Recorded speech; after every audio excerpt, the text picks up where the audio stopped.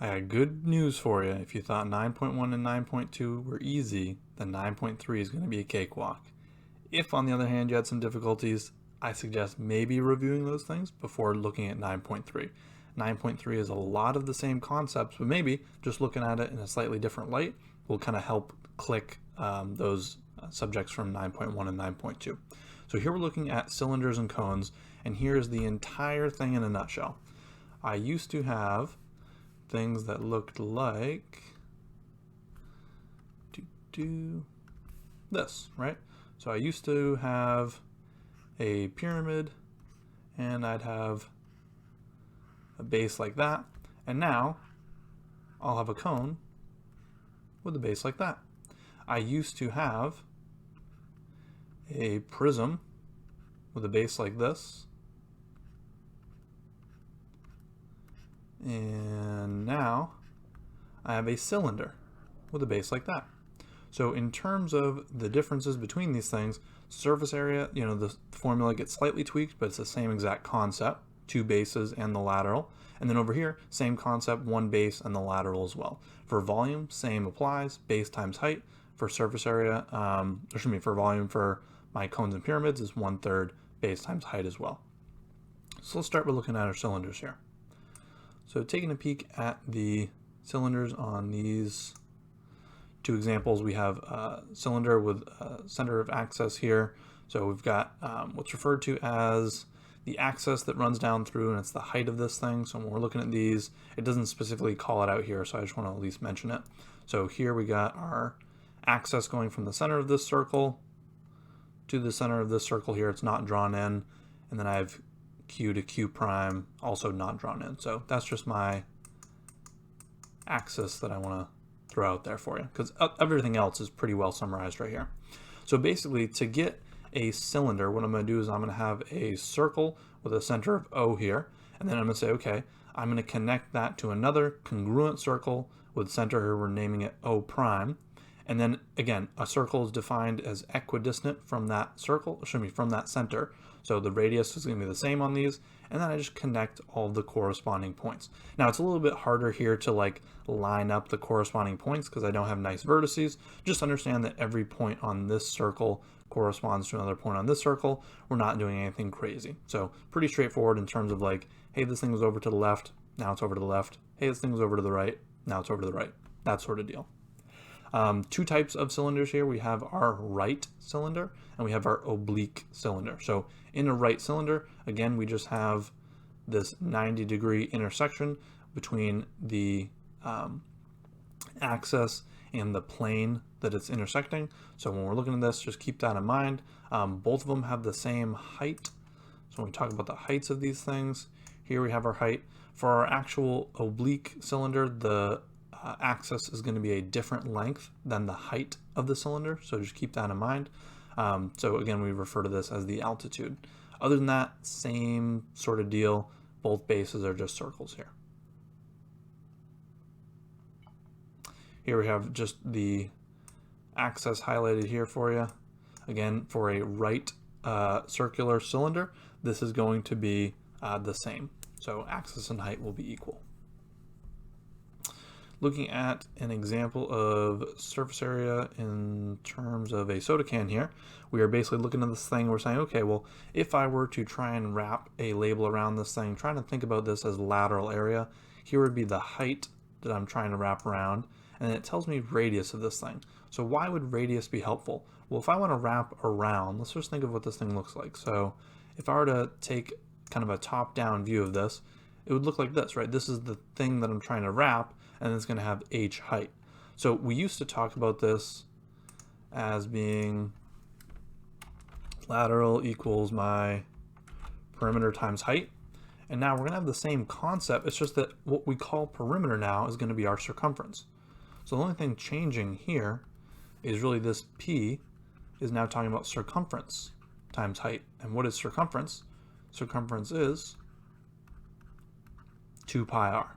So here now we talk about 2 pi rh as being our lateral surface area. And we see that highlighted here as well. And here we go formally. So here we have our formal summary of lateral surface area for a right circular cylinder. And then we talk about these things in terms of total area, and we include two bases. So again, very, very similar to our prisms.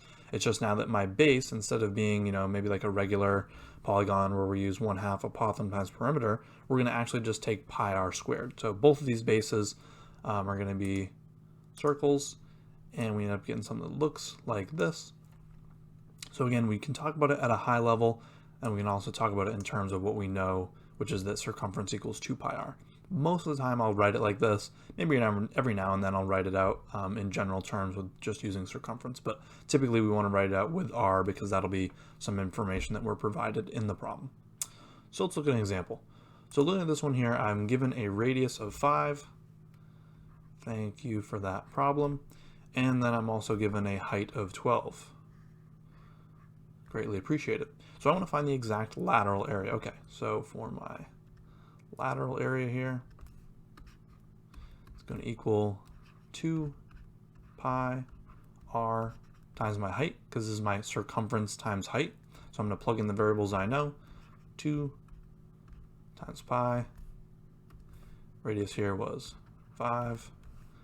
Height here was 12. So now I'm just going to do some math to this thing, and we get 120 pi. Cool, pretty straightforward. Now I want to talk about the total surface area. Well, to talk about the total surface area, I want to get my base in here as well. So I'm going to talk about BL, and then we'll talk about T here. So to figure out my base, this is going to be pi r squared, just a regular circle. And we know our radius here is 5, so pi times, here we have 5 squared will give me 25 pi's. And now when I look at this thing, I'm saying, okay, well, my total is going to be 2 bases plus my lateral. So now I'm just going to add these things up. So 2 times my 25 pi plus, and my lateral here we said was 120 pi. And so this is going to give me 50 pi plus my 120 pi for a total of 170 pi. We're good to go. Looking at volume here, again, it's just base times height. It's just that our base is a little different. So our base here is going to be pi r squared. So that's how we can say volume equals pi r squared times h. So here we're given a diameter. Ooh, tricky, tricky. The only difference between a diameter and a radius is the radius is 1/2 the diameter. So if I'm told the diameter is 4, that means my radius is 2. Pretty easy. My height here is 3.5. So let's plug these things in. So now I've got my formula going here. I'm going to say my volume equals pi times my r, which is 2 squared, times my height here, which is 3.5. And now I'm just going to do some math to this thing. We get 14 pi.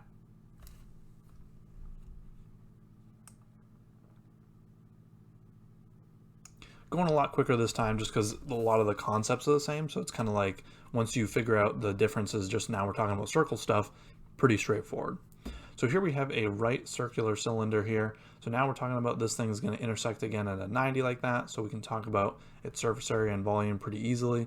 We're told that it has an exact volume of 128 pi. Okay, cool. Or should we, yeah, pi inches cubed. So we want to find the exact lateral area for this cylinder. So the first thing we want to look at this thing and say, okay, suppose the height equals the diameter of the circular base. Well, I can talk about this thing, and I want to highlight the fact that if height equals diameter, I can represent that two ways. I can say h equals d, but then I can also turn that into h equals 2r, which is typically going to be more helpful. I mean, you could think of an instance where maybe diameter is going to be better for you, but 9 times out of 10 or more, it's just going to be easier to do stuff in radius. So now I'm going to take this and plug it back into my formula here for volume. So I know my volume is pi r squared times h. And now I don't really want to use h because I don't know what h is, and that's where the magic of substitution comes into play. So instead of calling this h as an h, which is kind of repetitive and silly to say out loud, but it's true, we're going to actually use the 2r. So the 2r allows me to keep it all in one variable. If you want to go the other route and you want to isolate the r by itself and you wanted to say something along the lines of r equals h over 2, you can absolutely do that as well and then plug that back in for your r value. I personally find it easier to substitute in h equals 2r, but follow your heart.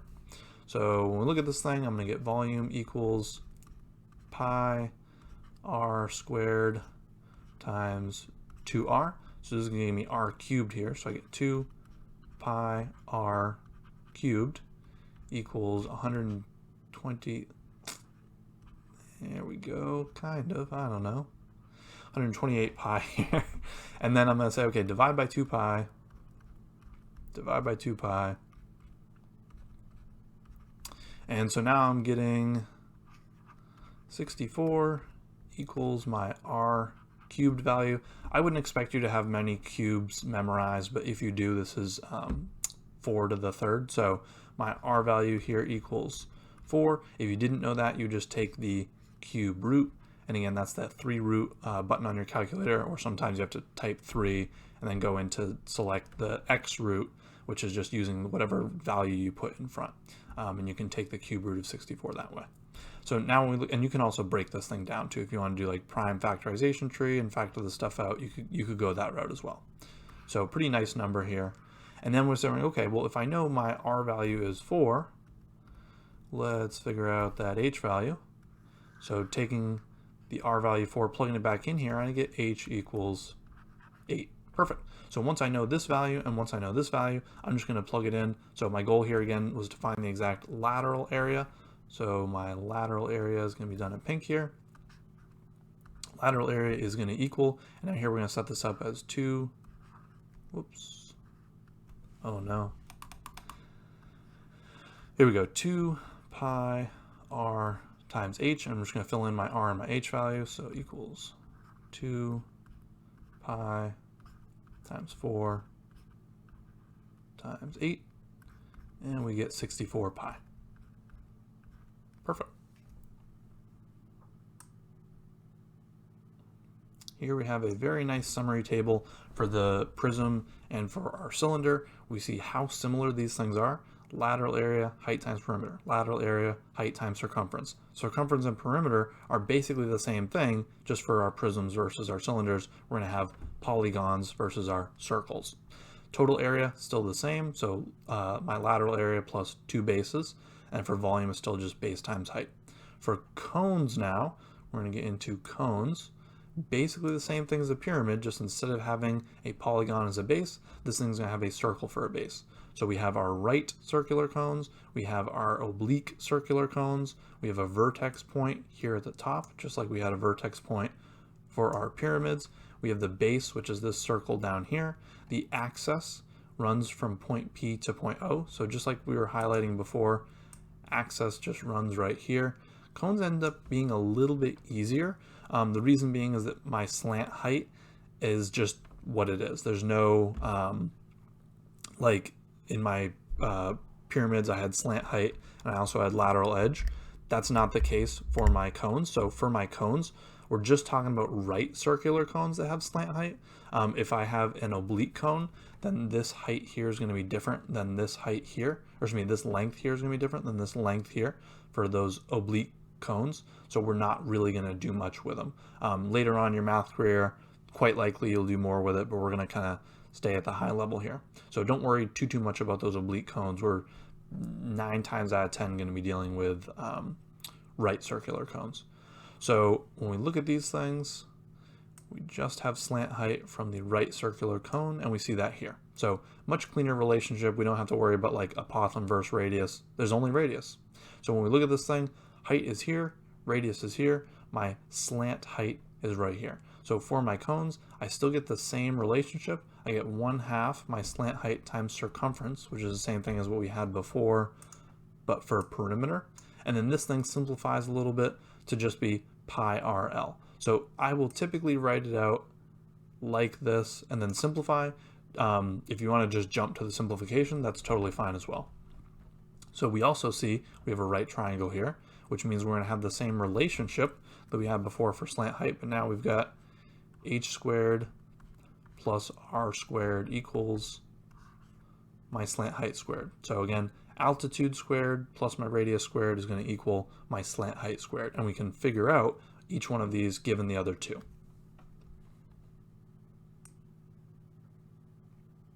Here is a nice summary of that. So again, our lateral area just simplifies to pi RL, and that's because it is 1/2 of 2 pi RL. So the 1/2 and the 2 cancel off. So that's why it just becomes pi RL. Total surface area is just going to be for the one base plus lateral. So here, my base is going to be a circle. So I'm talking about these, I'm always talking about the right circular cones when I'm referencing these previous examples that we just went through. So looking at these right circular cones, base is a circle, I know how to do my lateral area, so I just add the two together. B is pi r squared. Then we just talked about our lateral area, which is pi RL. Boom. So let's look at an example. So in this example here, we have our radius of 3.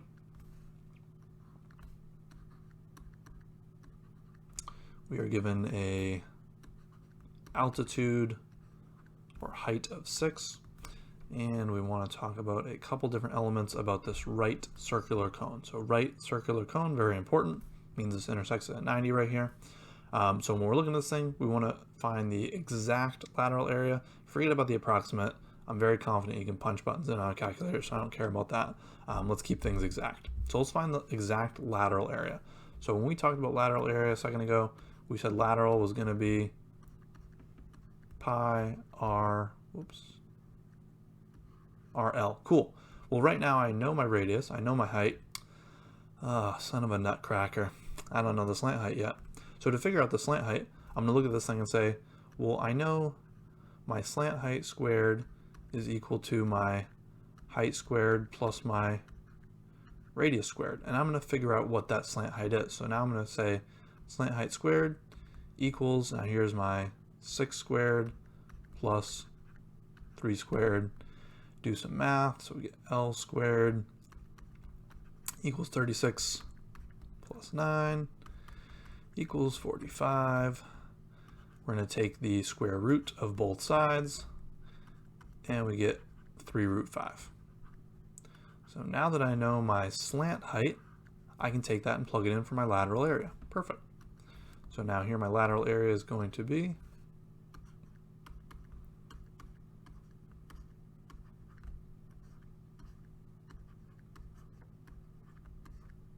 boom, there we go. Fives are so hard. So it's going to be 9 pi root 5. That is my lateral surface area.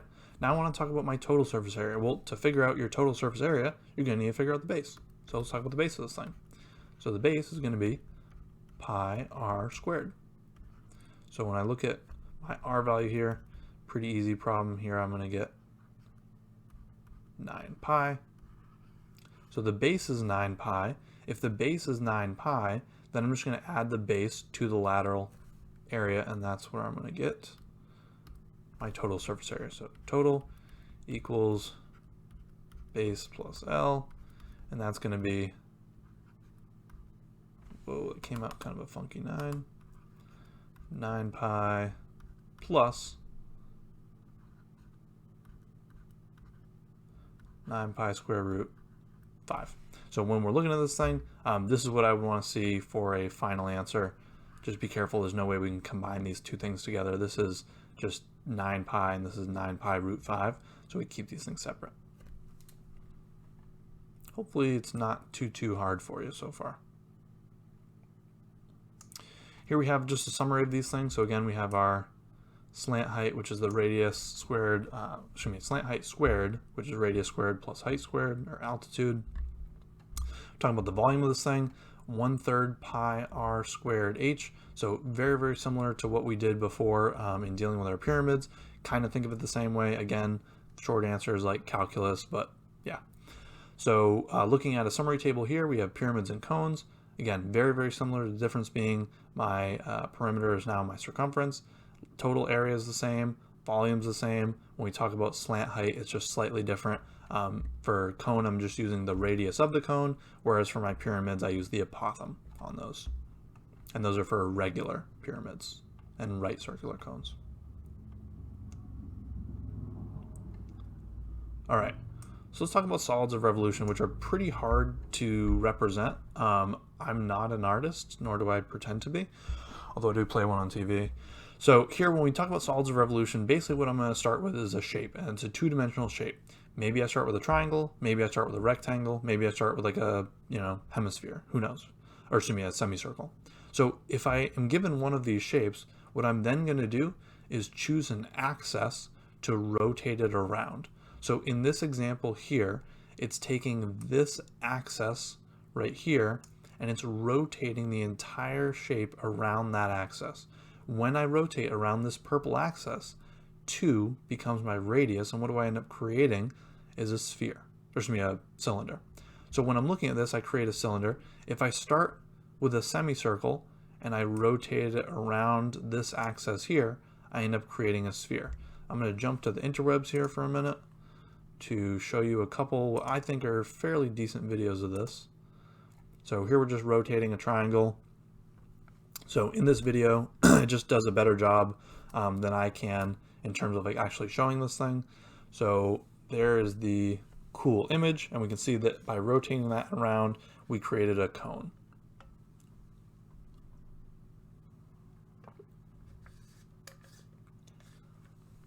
I believe we do another one here. So here, we're not going to do a ton of this, but this is rotating around its other axis. So here we're basically just forming a different solid, but we're not going to focus on this one as much, but it is cool to check it out.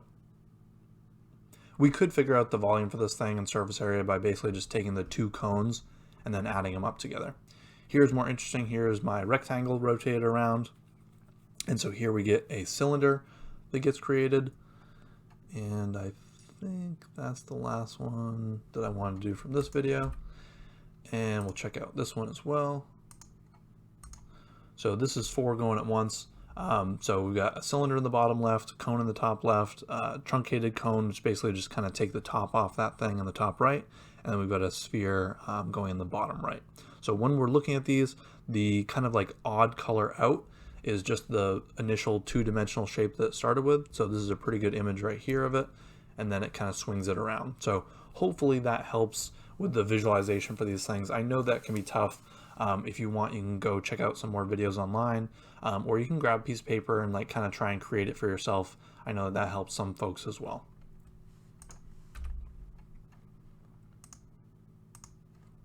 So jumping back here, we look at these two. So this ended up creating a cylinder, this one ended up creating a sphere, and we're going to talk about the sphere stuff in a second.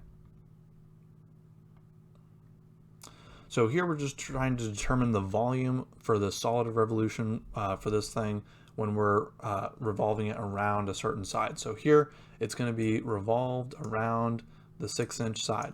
So by revolving it around the 6-inch side, what happens is that this 4 becomes the radius of my cone, and the 6 becomes the height of my cone. So that's the big takeaway here, is that by rotating it around there, my altitude is 6, and my radius ends up being 4. From there, it's all just normal cone stuff. So in actually solving this problem, volume is 1/3 my pi r squared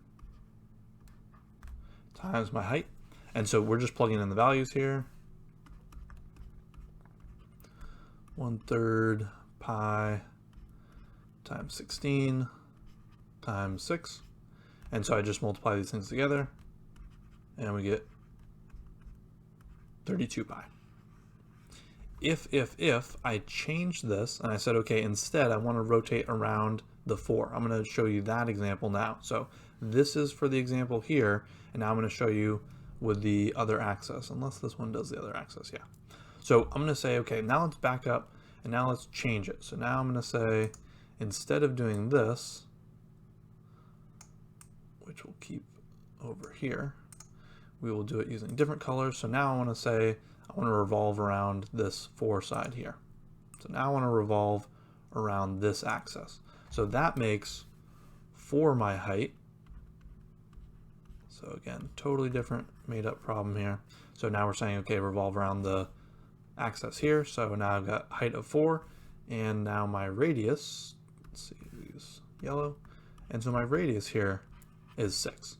And so now I can talk about doing this the same way by plugging into this formula for my volume. So volume is going to be 1/3 pi. Radius here again is 6, so this is going to give me 6 squared, which is 36. And then I got my height here, so height here is 4. This one ends up being, let's see, 1/3 of 36 is 12, times 4 is 48 pi. So just showing the difference of if I rotate it around this axis versus this axis here. So we'll get 2 different cones depending on which axis that we revolve around. Everybody loves pancakes, so we're going to learn the pancakes here. So looking at some of the formulas we've done so far, we haven't really explicitly talked about like oblique volume versus our right cylinder volume, because they're the same. So when we're looking at this thing, kind of imagine like if we slid this kind of stack of pancakes here over to the side, what would be happening? We get a little bit of syrup spillage. I would just like to note, whatever artist did this, they did a fine job for attention to detail.